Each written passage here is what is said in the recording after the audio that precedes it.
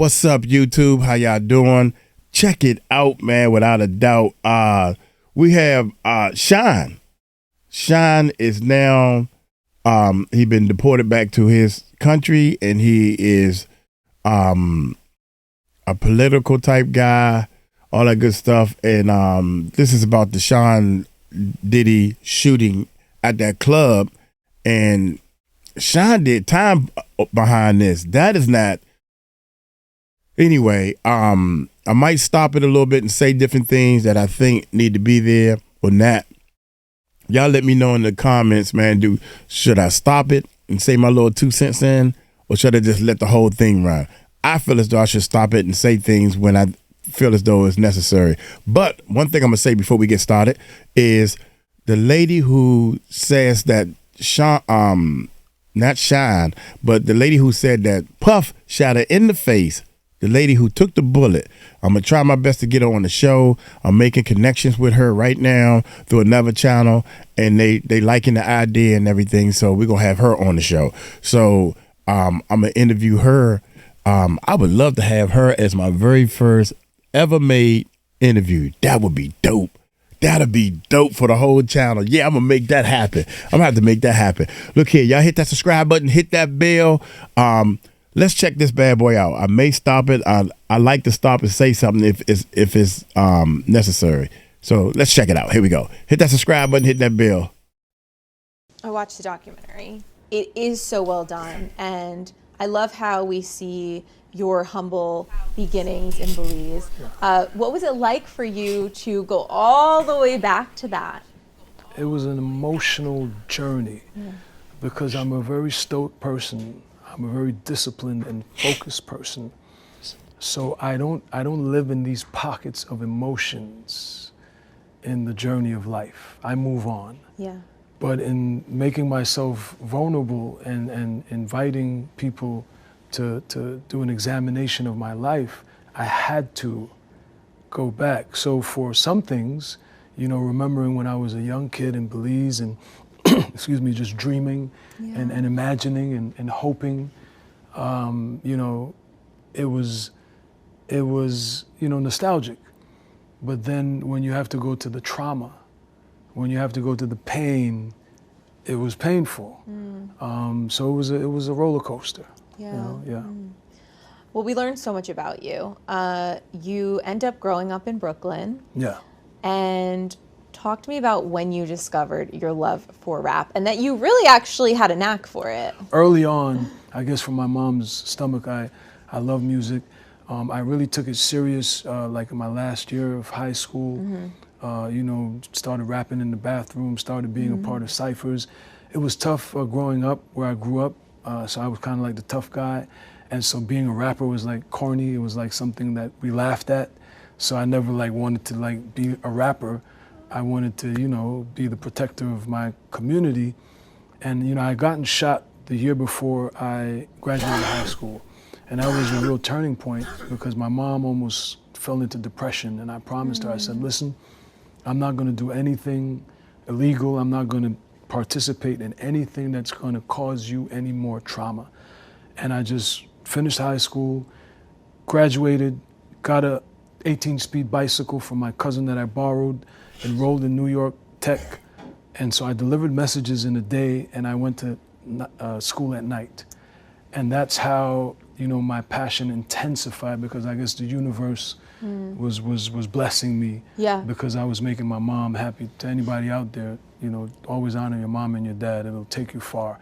And so, yeah, that's when it happened. One day coming from delivering messages in Manhattan, I went to get a haircut at my barber, who was in the documentary, on Church Avenue, and I used to rap all my raps for him. And a gentleman was walking out the barber shop, and I ran him down and I said, listen, are you in the music industry? And he said, you know, Brooklyn's a dangerous place, pre-gentrified Brooklyn, before the Brooklyn Nets. And he's like, yeah, and I just started rapping for him. He was like, oh man, you're incredible. He took me straight to Foxy Brown. She was a multi-platinum artist back in the days with Jay-Z. Took me to her manager, and then I met, you know, Notorious B.I.G.'s manager, and the rest is history. At what point did you meet Diddy, and how responsible is he for your instant ascent? Yeah. As far as ascent, I just like to put out there that, you know, I grew up extremely poor in Belize, a developing nation. We didn't even have a bathroom in the house.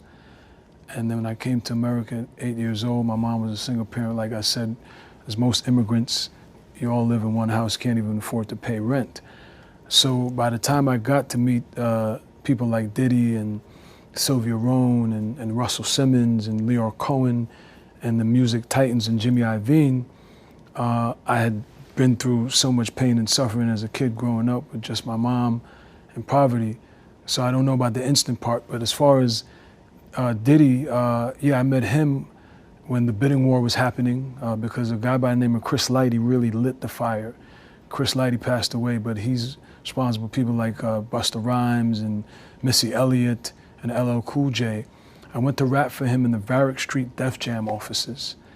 And once that happened, he wanted to sign me right then, and I think he called Diddy. I had already met Diddy, but Diddy was like, you know, he's like Michael Jackson.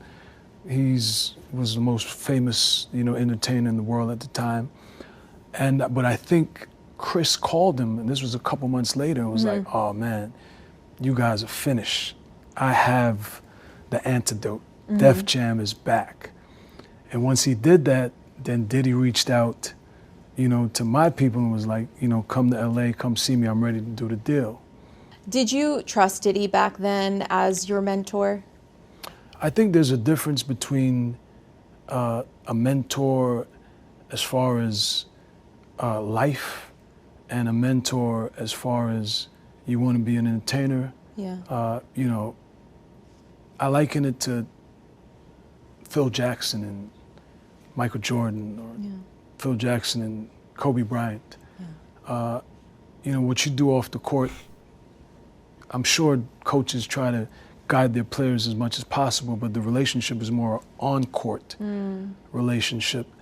And so initially, interestingly enough, I didn't trust him. I had a big ego as a young kid, you know, 19 years old, 18 years old, I become a millionaire. I go from drinking sugar water because we were so poor to, you know, eating bread with condensed milk and sometimes going to sleep with nothing and become a millionaire. So you know, the Kanye song was my anthem, Can't Tell Me Nothing. Nobody could tell me anything. I thought I was that guy, and I was that guy. You know, I did it, but there was so much more to do.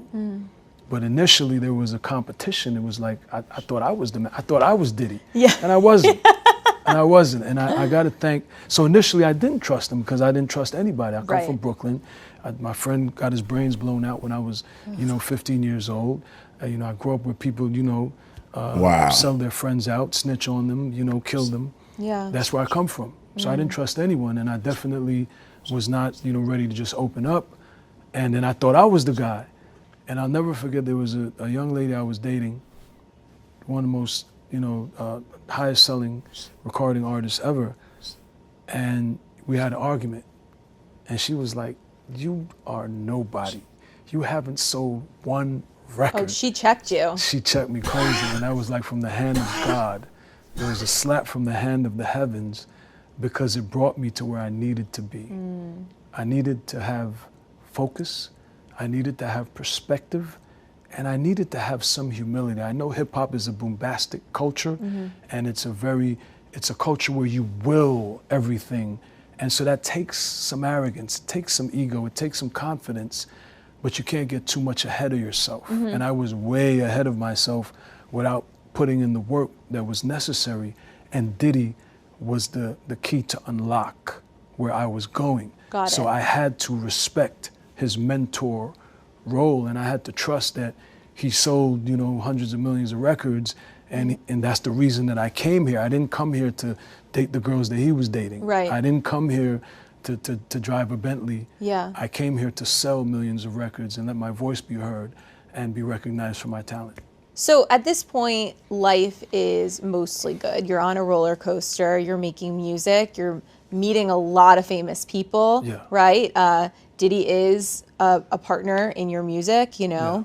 you're working, and then it all kind of comes to a crashing halt on December 27th, 1999. Yeah. So how did that night begin? Well, you know, that night began like any other night where, you know, we go out and we're going to try to have a good time. The only difference with that night is 30 days before that, I had been shot at in front of Daddy's house studio, which is why I even had a weapon. Right, which is important in the documentary. Prior to you getting shot, you didn't own a weapon. No, I had no reason to have a weapon. I thought I had left the streets of Brooklyn, and I thought I was in this Disney world of musicians and entertainment, and there was no need for me to have that. But after that night in front of Daddy's house, I realized I was back in the war grounds of Brooklyn, Vietnam, and that, you know, I at that stage, you know, you don't go to law enforcement. I'm not the 46-year-old. I wasn't who I am today. So I had to take matters into my own hands. And so definitely going to the club that night, I didn't go there with the intent to do anything other than to, you know, have a good time. But I was hyper aware of whatever dangers could be. And there definitely was danger. A few people were threatening us. Someone definitely pulled out a gun, and I was defending myself, Diddy, 𝗟𝗓𝗡𝗞𝗦, and all the friends that were with us, because it only takes a second for someone, you know, to pierce one of your vital organs, and you'll cease to exist. At what point did you realize it was dangerous? When a gentleman that I know by the name of Scar, who passed away, who was killed in Brooklyn, started screaming, "I'm going to kill you." Because I know him from Brooklyn, and I know that he's capable of that. And, you know, and then I saw someone else pull out a weapon. So you said you had your weapon on you that night. Did you fire the weapon? Yes, I did. I was defending myself. The question is, there were other weapons that were fired. You know, the victim, one of the victims said that Diddy shot her, and that, you know, he fired his weapon. And there are ballistics that support that multiple weapons were fired.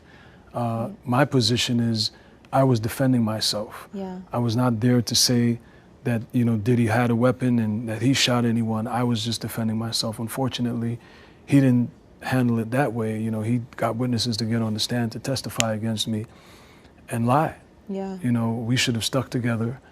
We should have told the truth, which is that we were defending ourselves. And he didn't do that. But I moved on so long ago, because when I was complaining about, you know, what an evil person and terrible person I thought he was at the time, nobody listened. Everyone continued to go to the parties. Everyone continued to celebrate with him. And I moved on, and I healed, and that's so long ago. And we reconciled thereafter. You know, we performed at the BET Awards, and so but that's how the night unfolded. You have said that you were the fall guy for Diddy, even saying that he destroyed my life. Yes, calling witnesses to testify against an innocent person who was defending themselves is pretty destructive. Had he not done that, then, you know, we would have been brothers. But he did that. Literally, we're sitting here, and I'm like, you can't call that witness. Please don't call that witness. That witness that he called, Sharice Myers, a security guard, was the most damaging witness that testified in the trial, worse than any witness that the prosecutor called. And he was calling other witnesses that came and were, you know, painting me to be the bad guy, and they were trying to create a distance. I believe that's what his advisors, his lawyers, were trying to do, which is why he left me in jail when I got arrested. So we went from Protégé mentor, you know, to I don't know that guy. Right. And so that, to me, that's destructive.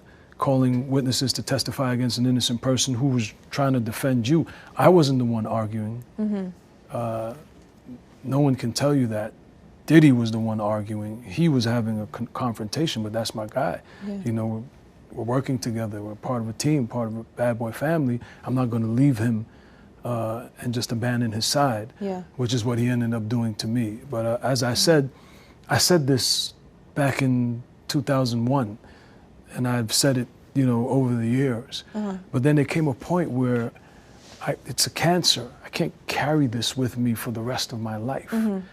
So it's just a coincidence that you got that soundbite about him destroying my life, because a journalist in Belize asked me about it in my capacity as opposition leader of the House of Representatives. So I was giving my State of the Nation speech, and thereafter you make yourself available to the media, and obviously, you know, he felt the need to ask me about Diddy, and then he tried to make it as if somehow I was I was in prison for 10 years because this guy sent me to prison. So I don't know what freak-offs he was participating in. I was in Clinton Denimora.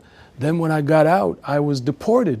So that's 23 years I have not seen or interacted with this guy after a year of interacting with him in a professional level, which I never saw any of those things. Right. And so I had to put it in perspective for the journalist that was trying to make a unfounded linkage with he and I. But I had already moved out of that phase of, oh, Diddy destroyed my life. Yeah. But we just got to keep it in context for those that would try to gain political mileage with the affiliation to try to make it more than what it is. You know, let's be clear. This is someone that caused me great devastation, pain, and horror. Not just me, my mom, my dad, my family. I moved on, I healed, but whatever interaction came thereafter was on a strictly professional basis. Yeah. You mentioned the freak-offs. All these allegations towards Diddy now, did that come as a surprise to you? Well, here's the thing. Anybody that would have people testify against his little brother, you know, his recording artist, you know, a 19-year-old kid that, you know, my mom entrusted my life with your record label. Yeah.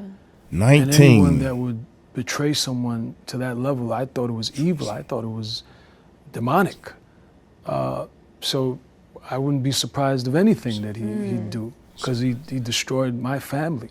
He helped to take away my freedom. He, you know, pretty much ruined my career. Yeah, I was able to put out another #1 album, but you know, then I was deported to Belize, and that was the end of my my music career. So anyone that could do that deliberately, to me, was an evil person. Right. People change, people grow. Part of, you know, life and time is that you can be contrite and you can reform. So I'm not here to judge anyone, but nothing would come as a surprise to me. So did you ever witness any of the allegations toward Diddy during No. your time with him? No. No.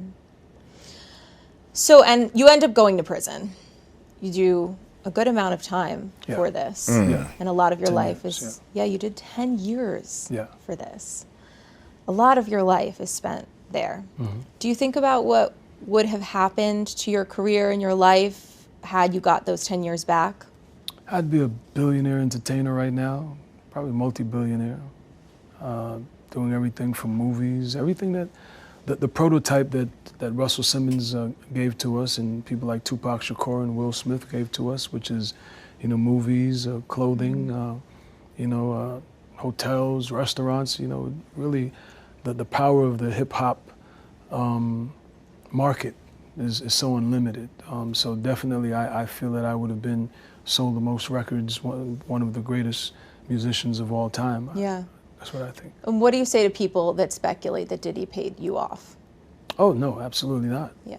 That was never. Yeah. If he did that, we'd have been friends. I wouldn't be complaining. In 2022, you guys reunited on stage. Yes. In hindsight, do you regret that decision? Why was that decision important?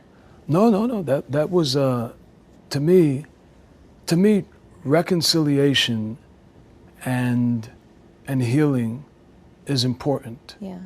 So as I said, I had healed and I had reconciled, and it makes no sense to hold on to those cancers of pain and hurt. So that had been done.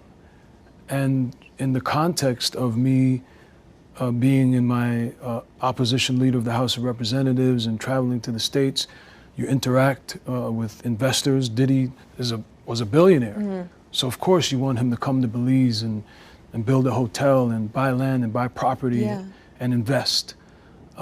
And so in my interactions with him on that level of, leader of Belize, wanting to attract my entertainer friends to come and invest their billions, Right. same conversation I'd have with Jay-Z. Right. So there's no regret, because he asked me to perform. He was receiving the Lifetime Achievement Award. And initially I said no, because I'm not a rapper. I'm the opposition leader of the House of Representatives. I don't think I should be on the stage performing. I think it sends mixed messages to my country, and I'm building confidence with the electorate. I need the electorate to take me serious about public administration and policies, Right. and not me being an entertainer. Right. But then, he pleaded and he said, this could be big for Belize, which is true. It was one of the most watched, I think the most watched, shows, entertainment shows of the year. And when that big Belize flag dropped on stage, even my political enemies and adversaries and critics, got cold seed. We call that cold seed in Belize, where you get chills down your spine to see your country's flag represented, biggest flag ever on the biggest stage ever. So it was worth it. It was worth it for Belize. Yeah. It was worth it for the culture. There are people, millions of people that love Shyne, the musician, and even though I'm not the musician anymore, it was a legacy. It was a legacy experience, and so there's no regret to that. What is it like being a member of Parliament, and what kind of work are you super passionate about right now? Being a member of Parliament is the most gratifying position, role that I've ever played, other than being a father. So being Naomi's dad, and then being a representative of the people. Because the children, for instance, in my constituency and all over Belize, I consider them my children. The people of Belize, they're my brothers and my sister, my family, everyone, even the people that criticize me, even the people that don't vote for me. The role of a parliamentarian, and especially on the level that I'm at, where I'm the leader, the opposition leader of the House of Representatives, meaning that I have the potential in the next elections to become the Prime Minister of Belize, which gives me responsibility for the entire country. There's no greater fulfillment than knowing, as opposition leader, I'm fighting for policies, I'm fighting for legislation that is going to help the young Shynes, whether a young girl or a young boy. Because if you go back to my first album in the documentary, I do a new 𝗟𝗓𝗡𝗞𝗦. I remixed it.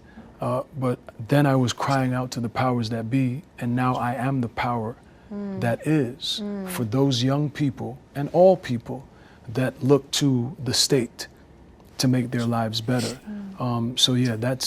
There's no one. I'd prefer to be where I'm at now than to be that billionaire entertainer that I could have been, because this helping my people is worth more than any money that I could make. Wow. Wow. Very interesting, man. I think that I'm shocked, man. Can you imagine Shyne, the rapper? Can you imagine being a rapper, then doing 10 years? Now you are sitting on the board of your own country and you're helping people on the political side. That means he must have read a whole lot of books and made a lot of changing. And he's saying he put it behind him. He put, he don't have no animosity against Puffy, or, he ain't seeking no revenge. It take a strong person. He never said any, even in this interview, so far I haven't heard anything that he said anything negative. He didn't want to be on stage with Puffy, but the reason why was I'm in this political, and they made it happen, man, and bless him. And I thought that was pretty good. Look here, I'm gonna get on up out of here. Try to take care of this cold. Y'all take it light, take it slow. Tell them Uncle Mike told you so. Peace out.